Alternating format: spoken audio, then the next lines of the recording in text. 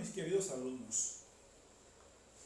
Muchos de sus compañeros, muchos de ustedes me estuvieron diciendo que los videos que yo le anexaba a las presentaciones no lo podían visualizar, que solo parecía imagen fija. Incluso muchos me pidieron que les grabara los videos para que le era mucho más fácil acceder a la información que yo le estaba transmitiendo a través de los videos que viéndola directamente en la presentación. Es por esto que estoy aquí ahora con ustedes haciendo lo que es dando mis clases en estos videos para con ustedes, ¿de acuerdo? Entonces, continuando con los temas que hemos visto ya anteriormente, después de este descanso que tuvimos, ¿de acuerdo? Entonces vamos a entrar a lo que sería en el tema del día de hoy. En el día de hoy tenemos un tema muy importante para lo que son los profesores de educación física. Este es un tema que ustedes deben conocer, claro. Ustedes dirán que yo digo eso en todas las clases, y es cierto, porque todos los temas que nosotros tratamos en nuestras clases son de crucial importancia para todos y cada uno de ustedes. Este no es la excepción, y lo veremos más adelante. En el día de hoy nosotros vamos a hablar de lo que se llama, de lo que se conoce con el nombre de capacidades biomotoras. Hay otros autores que le llaman capacidades físicas de trabajo, ¿de acuerdo? En sentido general. Ahora bien, ¿qué son las capacidades biomotoras? ¿Qué son las capacidades físicas de trabajo? En sentido general podemos decir que capacidades biomotoras o físicas de trabajo no son más que aquellas cualidades con las que nosotros nacemos, ¿de acuerdo? Todos nosotros tenemos nuestras capacidades de hacer o movernos o realizar cualquier acción motora o cualquier acción motriz. Son muchas clasificaciones, son muchos tipos de capacidades biomotoras, ¿de acuerdo? Hay quienes la clasifican entre coordinativas y condicionales, ¿de acuerdo? Y esto va a estar en relación de que, por ejemplo, tenemos las capacidades biomotoras condicionales.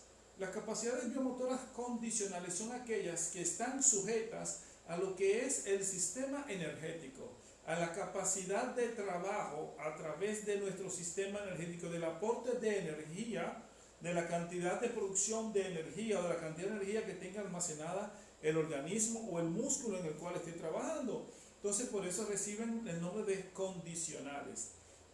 Entonces, tenemos las capacidades físicas de trabajo, las coordinativas, ¿de acuerdo? Entonces, aquellas capacidades coordinativas, como ustedes recordarán cuando hablamos de coordinación, cuando hablamos de coordinativas, nos estamos refiriendo a la capacidad de sincronizar que tiene el cerebro con el músculo. O sea, las capacidades coordinativas están relacionadas con la capacidad de hacerse lo que realmente se quiere hacer en función de lo que yo deseo hacer.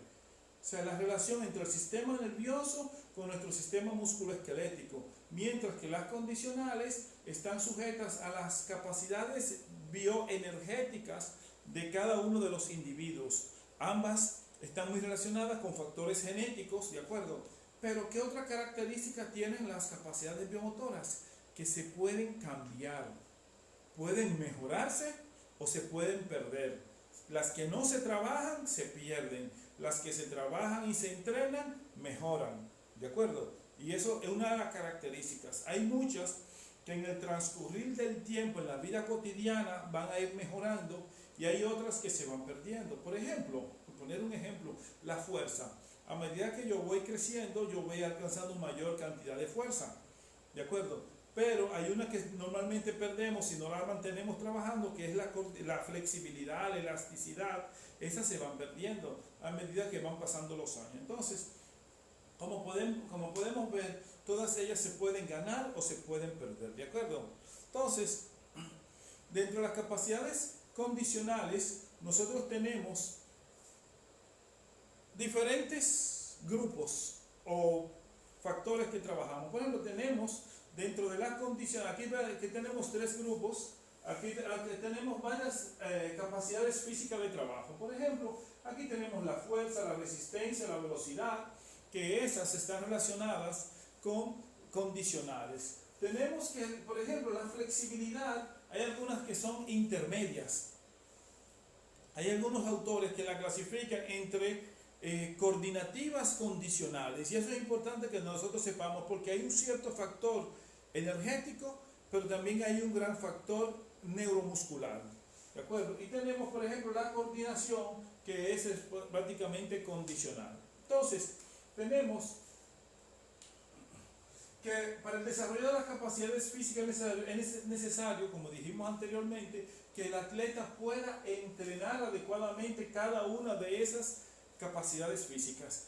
Recordemos algo, cuando nosotros estamos entrenando cualquier tipo de entrenamiento, no se está entrenando, siempre se entrena más de una capacidad física de trabajo. Cuando yo te trabajo, por ejemplo, velocidad, no solo trabajo velocidad, también estoy trabajando fuerza, estoy trabajando coordinación, ¿de acuerdo? O sea, siempre se van a trabajar varias capacidades físicas de manera simultánea. Es prácticamente imposible que yo trabaje una sola.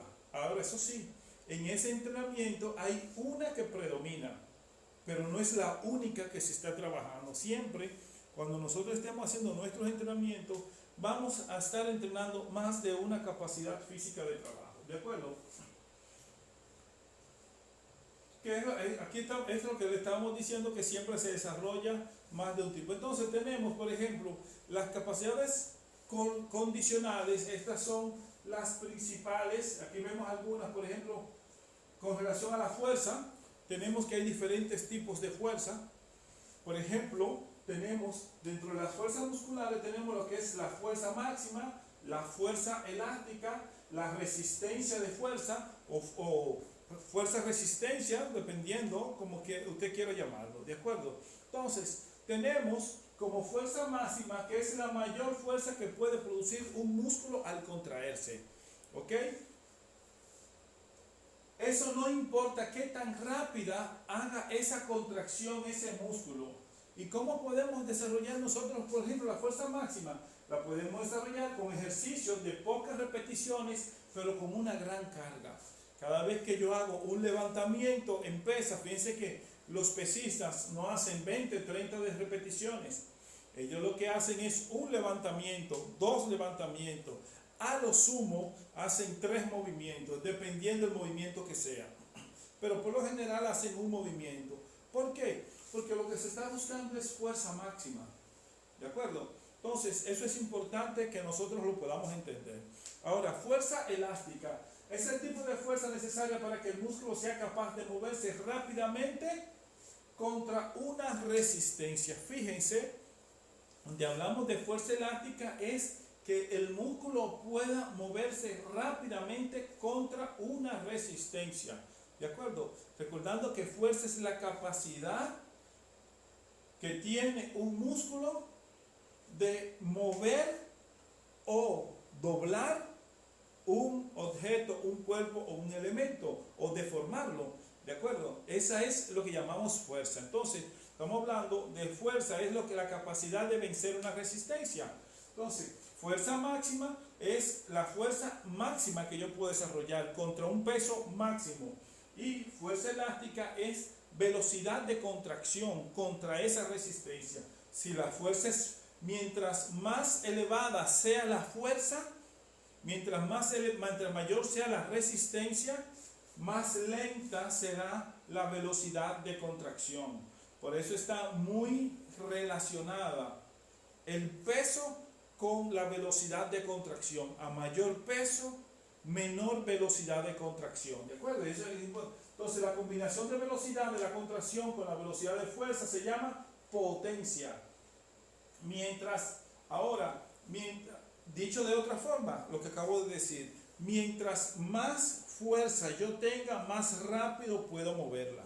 Mientras más rápido pueda moverla, más potencia tengo yo con relación al peso o a la resistencia que yo estoy venciendo. ¿De acuerdo? Para yo desarrollar la fuerza elástica, tengo que hacer repeticiones rápidas y con cargas medias. No cargas máximas, no cargas mínimas, con cargas medias, porque yo necesito hacer fuerza, pero necesito hacerla rápido ¿de acuerdo? Y varias repeticiones. Tenemos resistencia de fuerza. Es la capacidad muscular de continuar ejerciendo la fuerza contra la fatiga, ¿de acuerdo? O sea, ¿qué tanto tiempo? Aquí vamos a utilizar dos conceptos. Cuando hablamos de resistencia, nos estamos refiriendo a el tiempo que yo pueda durar haciendo un movimiento. Y cuando hablamos de fuerza, aquí estamos hablando qué tanta fuerza puedo yo hacer. Si combinamos estas dos palabras, lo que estamos diciendo, qué tanto tiempo puedo yo durar haciendo fuerza.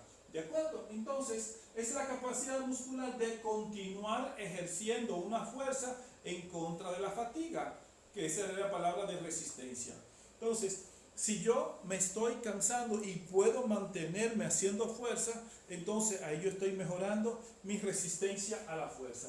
Ella es combinación de fuerza y la duración del movimiento. Por ejemplo, cuando hacemos ejercicios abdominales, cuando nos ponemos a hacer abdominales hasta cansarnos, ¿de acuerdo? Otro ejemplo que podemos hacer es cuando estamos echando un pulso, ¿de acuerdo? Ahí vamos a durar un tiempo haciendo una fuerza o empujando un vehículo. Hay muchos ejemplos que nosotros podemos utilizar para determinar resistencia a la fuerza, ¿de acuerdo? Entonces, cualquier carrera que dure más de 60 segundos, o sea, entre 1 a 8 minutos, necesariamente tenemos que hacer fuerza. Entonces, ¿cómo esto se mejora? Hasta haciendo grandes repeticiones con bajas cargas, ¿de acuerdo? Por ejemplo, cuando yo hago 15 veces flexiones del bíceps con una carga, ¿de acuerdo? Entonces utilizo pocas cargas, que es normalmente lo que se utiliza en los gimnasios para tonificar, ¿de acuerdo? Pero en algunas disciplinas, y si queremos desarrollar la resistencia a la fuerza, tengo que hacer muchas repeticiones con bajas cargas, ¿de acuerdo? Entonces, la fuerza muscular, para el desarrollo de la fuerza muscular hay algunas recomendaciones que nosotros tenemos que tomar en cuenta. Por ejemplo, en los niños, en los jovencitos, en los preadolescentes, ¿de acuerdo? A temprana edad se recomiendan que no se utilicen pesas para trabajar la fuerza. Por ejemplo, para los ejercicios de resistencia, usar su propio peso corporal, entrenamiento en circuito y usar las pelotas medicinales. Son las recomendaciones que se utilizan para los niños antes de la adolescencia. ¿De acuerdo? No se recomiendan los trabajos con pesa en niños. ¿Ok? Ahora bien, resistencia. Ahora vamos a hablar de la resistencia. Es la capacidad de realizar un trabajo en cierta intensidad durante un periodo de tiempo. Ya vimos anteriormente la definición de resistencia. ¿De acuerdo? Es la carga que un músculo o grupo muscular tiene que mover. Aquí tenemos dos definiciones de resistencia. Esta, la resistencia desde el punto de vista endógeno del individuo, que es qué tiempo puedo yo durar haciendo un movimiento. Pero también se conoce como resistencia esa carga, ese objeto, ese peso que yo tengo que mover, al cual se opone a que yo haga el trabajo. También se conoce como una resistencia, ¿de acuerdo? Entonces, es importante que cuando usemos indistintamente el término resistencia, debemos saber a cuál de los dos nos estamos refiriendo, ¿de acuerdo? Es importante que sepamos esto. El elemento principal que la limita, que influye, es la fatiga. O sea, como hablamos de resistencia, normalmente la resistencia, lo que más la limita es la fatiga. ¿Qué tanto tiempo puedo yo durar haciendo? Eso va a depender hasta que yo me canse. Si mientras yo pueda estarlo haciendo sin cansancio o que tanto la fatiga me deje, entonces hasta ahí se limita mi resistencia. Entonces, ¿qué importancia tiene la resistencia? Que yo tengo que desarrollar la resistencia en todas las capacidades biomotoras, en la fuerza, en la flexibilidad, qué tanto puedo, entonces yo tengo que desarrollarla. Porque para yo desarrollar cualquier capacidad biomotora, tengo que hacer trabajos continuos de esa capacidad. Y el mantenerme haciendo un trabajo continuo de esa capacidad, ya ahí estoy trabajando la resistencia. ¿De acuerdo? Entonces es por eso que se desarrolla en todas las capacidades biomotoras. Ahora bien, cuando hablamos de resistencia, tenemos que tomar en cuenta dos cosas. Que hablamos de resistencia aeróbica y resistencia anaeróbica. ¿A qué nos referimos cuando hablamos de resistencia aeróbica y anaeróbica? Partiendo del concepto de lo que es aeróbico y de lo que es anaeróbico. Tenemos que, cuando hablamos de resistencia anaeróbica, es qué tanto tiempo puede una persona estar haciendo una actividad, ejecutando un movimiento, haciendo una acción en condiciones anaeróbicas, en condiciones sin la presencia de oxígeno. Recuérdense que hablamos que la resistencia está limitada por la fatiga. Eso quiere decir, la fatiga está determinada por la capacidad del aporte de energía que el cuerpo tenga para esa actividad. Entonces, la resistencia anaeróbica estará determinada por el tiempo que yo pueda durar haciendo una actividad sin que yo requiera oxígeno para ejecutar esa actividad, para que el oxígeno sea la fuente mediante la cual yo consiga energía. Esto normalmente se da cuando yo hago actividades de muy alta intensidad. Por ejemplo, una carrera de 100 metros en atletismo. O sea, ¿qué tanto puedo yo durar corriendo a máxima velocidad? Que es lo que yo correría en 100 metros, máxima velocidad. ¿Qué tanto puedo yo durar corriendo a máxima velocidad? ¿Puedo durar 10 segundos, 15, 20 segundos? Entonces, eso es lo que va a depender la resistencia anaeróbica. Y la resistencia aeróbica es aquella en la cual que el aporte energético para esa actividad utiliza el oxígeno. Por lo general, esas son actividades de mediana y baja intensidad, de mediana o larga duración, ¿de acuerdo? Entonces, es importante que entendamos estos conceptos para poder ir comprendiendo más adelante de lo que estamos hablando. Entonces, la resistencia aeróbica se desarrolla por medio de carreras continuas a intervalos, hacerlo antes que la resistencia anaeróbica. ¿Qué quiere decir eso? Que cuando yo voy a trabajar una resistencia aeróbica, es lo primero que yo voy a trabajar. Cuando voy a trabajar resistencia aeróbica y anaeróbica, primero trabajo mi resistencia aeróbica y luego trabajo mi resistencia anaeróbica. Trabajo resistencia de mediana intensidad o baja intensidad y luego hago mi resistencia de alta intensidad. ¿De acuerdo? Entonces, la resistencia anaeróbica, hay varios tipos. Por ejemplo, la resistencia a la velocidad, como pusimos el ejemplo, ¿qué tanto podemos nosotros mantenernos corriendo a una velocidad? Su desarrollo ayuda a los atletas a correr con velocidad a pesar del ácido láctico. Y la resistencia a la fuerza permite que se siga ejerciendo la fuerza a pesar de la acumulación del ácido láctico. Recuerden que cuando yo hago una producción de energía sin la presencia de oxígeno, siempre el resultado final de la metabolización de la glucosa va a ser el ácido láctico. Por eso, cuando se trabaja resistencia, entonces en condiciones anaeróbicas siempre va a haber producción de ácido láctico.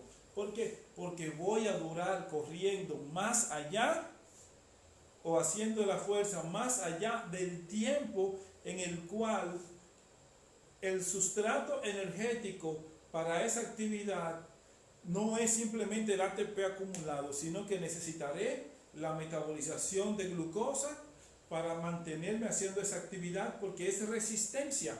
¿Qué tanto puedo yo durar haciéndolo? ¿De acuerdo? Y eso va a conllevar a que tenga que metabolizar glucosa y por ende entonces se va a producir ácido láctico porque no habrá oxígeno, es anaeróbico. Entonces, hay algunas variables del entrenamiento a intervalos que son la intensidad, la duración, la recuperación, actividades de recuperación y repetición. Entonces, la intensidad se puede expresar en % de la velocidad o el esfuerzo máximo. Recuerden, el esfuerzo máximo, hay diferentes formas de yo determinar el esfuerzo máximo. Una de las más usadas es la frecuencia cardíaca.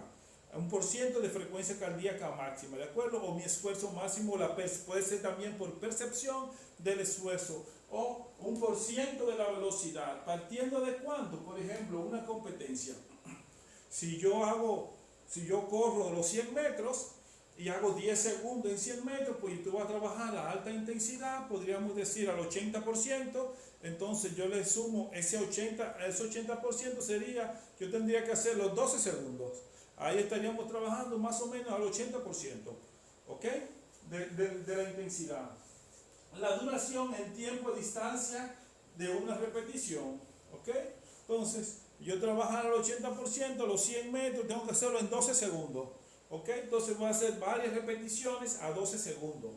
Cada vez que yo haga, tengo que hacer en 12 segundos. No puede ser ni más, ni puede ser menos, porque estoy trabajando a mi 80%. Entonces, la recuperación es la duración de los intervalos entre cada repetición y entre cada serie. O sea, yo voy a hacer los 100 metros en 12 segundos, que es mi 80%, pero ¿qué tiempo yo tengo que descansar?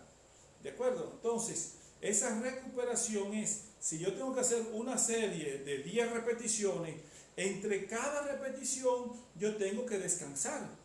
¿De acuerdo? Entonces, vamos a suponer que yo voy a descansar 2 minutos entre cada repetición, porque estoy trabajando al 80% o minuto y medio. Entonces, cada vez que yo hago una repetición, tengo mi descanso de 2 minutos, o 1 minuto, o 30 segundos, lo que usted quiera, dependiendo de lo que usted esté trabajando, porque estamos trabajando a intervalos. Ahora, cuando termine mis 10 repeticiones, que es una serie, ¿cuánto voy a descansar? Voy a descansar 5 minutos, 3 minutos, 4 minutos. Entonces, a esa me refiero a la recuperación, ¿de acuerdo? El tiempo que yo voy a descansar entre cada repetición y entre cada serie. Entonces, ahora bien, ¿qué quiere decir esto? Esto no quiere decir que yo voy a sentarme para esa recuperación. Entonces, ¿qué yo hago? Entonces, yo hago actividades, una recuperación activa, un descanso activo. Si yo estaba corriendo, pues camino, ¿de acuerdo? A baja intensidad. También esto va a ayudar a la remoción más rápida del ácido láctico, ¿de acuerdo? Entonces, la repetición es la cantidad total de repeticiones en una serie y se puede dividir en series. La velocidad, la capacidad de moverse muy rápido. Ahí tenemos velocidad máxima, velocidad controlada en las carreras, pues, de acuerdo, que no es normalmente la velocidad controlada, la hacemos por ejemplo, en las carreras, en el salto alto. No se sale a toda velocidad, sale suave y luego va acelerando con el salto con garrocha, ¿de acuerdo? Entonces ahí podemos ver lo que es velocidad controlada. La velocidad, ¿cómo yo podemos desarrollar? Carreras de corta distancia con el máximo esfuerzo. Se debe practicar antes de que los atletas se cansen. La recuperación debe ser larga, tengo que darle suficiente recuperación cuando yo estoy trabajando velocidad, ¿de acuerdo? Porque ellos van a trabajar a máximo esfuerzo, ni siquiera al 80%, estamos hablando ya del 90%, ¿ok? Entonces necesita mucha recuperación si yo quiero que se mejore su velocidad. Porque si no le doy el tiempo suficiente de descanso, entonces se están acumulando carga y ya no serán secciones separadas, sino que se estaría sumando la carga de una sobre la otra y sería ya otro trabajo que se estaría haciendo. ¿De acuerdo? La flexibilidad es la capacidad de realizar acciones de las articulaciones con una gran amplitud de movimiento. Muchos también le llaman la flexibilidad, la que determina la amplitud articular o el rango de movimiento articular. ¿De acuerdo? Entonces, la flexibilidad, la amplitud depende de los ligamentos, los tendones, los tejidos, los músculos. Vamos a ver de qué tanto flexible puede ser. El límite de la amplitud del movimiento articular se llama la posición final. Las lesiones pueden seguir cuando un músculo se esfuerza a superar los límites normales. ¿De acuerdo? Cuando tratamos de pasar de los límites normales o de esa posición final, que es hasta donde llega ese músculo, esa articulación, entonces ahí lo que se pueden producir lesiones. Normalmente eso se hace cuando se hacen estiramientos dolorosos. La flexibilidad está limitada por un bajo nivel técnico. Su falta también impide el desarrollo de la velocidad y de la resistencia. La flexibilidad es importante para nosotros mejorar todos los movimientos articulares y mejorar la velocidad, mejorar la resistencia, mejorar la fuerza. ¿De acuerdo? Entonces, La flexibilidad es un proceso lento para mejorar la amplitud de las articulaciones, estirar los músculos hasta exceder el punto de resistencia, hacer un ejercicio de flexibilidad diario, todos los días. Estos son de los pocos ejercicios que debemos trabajar todos los días, ¿de acuerdo?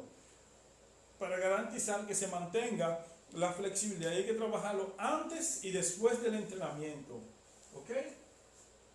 Hay varios ejercicios de estiramiento. Los ejercicios de estiramiento se clasifican en activos y pasivos. Los ejercicios activos son aquellos donde la misma persona es la que hace sus movimientos de estiramiento, ¿de acuerdo? El mismo atleta, aunque sea de manera estática, él mismo lo está haciendo. Y los pasivos son cuando otra persona le ayuda a la persona a hacer ese estiramiento.